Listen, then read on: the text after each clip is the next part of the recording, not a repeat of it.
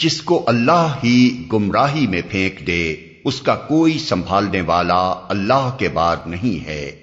تم دیکھو گے کہ یہ ظالم جب عذاب دیکھیں گے تو کہیں گے اب پلٹنے کی بھی کوئی سبیل ہے، اور تم دیکھو گے کہ یہ جہنم کے سامنے جب لائے جائیں گے تو ذلت کے مارے جھکے جا رہے ہوں گے اور اس کو نظر بچا بچا کر کن اکھیوں سے دیکھیں گے۔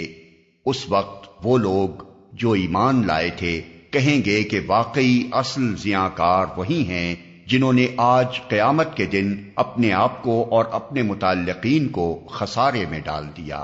خبردار رہو، ظالم لوگ مستقل عذاب میں ہوں گے اور ان کے کوئی حامی و سرپرست نہ ہوں گے جو اللہ کے مقابلے میں ان کی مدد کو آئیں۔